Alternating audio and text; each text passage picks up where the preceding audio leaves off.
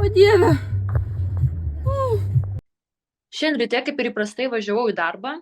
E, nu, važiuojant į darbą savo ramiai, čia buvo kažkur 5:20, 5:25 ryto.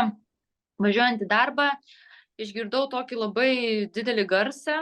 Garsas buvo vos ne kaip pagalvojau pradžioj, kad tai gal kažkokia raketa, ta prasme, todėl kad, nu, ant tiek garsiai buvo, kad, nu, pristabdžiau automobilį.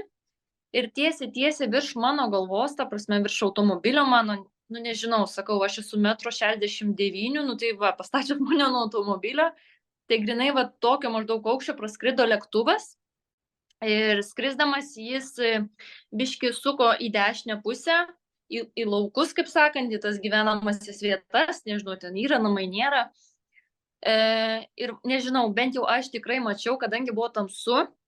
Tik nežinau, ar ten ta ugnis žiežirbos, ar kas ten buvo, kai jau jisai gal su sparnu kabino tą žemę, gal nuo to, bet tikrai švystelėjo kažkas šviesaus tokio, panašu į žiežirbą ar tai ugnį, nežinau, tikrai kažkas oranžinės spalvos.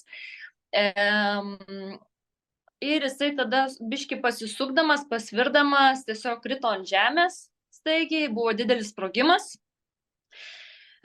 Nu, bandžiau kviesti pagalbą be abejo, nu, bet ryšio nebuvo, tai važiuojant pakeliui pareigūnai kaip tik netikėtai taip perspėjau juos, nu, tai jie ir nuvyko, tai kaip ir taip buvo. Nu, buvo didelis šokas, aišku, nes, nu, ne kiekvieną dieną tokie dalykai vyksta. Nu, kaip ir minėjau, pradžioje tikrai išsigandau, kad ten kažkokios raketos bus, nes, nu, esant tokiai dabartiniai situacijai, tai, nu, žinoma, mintis visokios. O Dieve.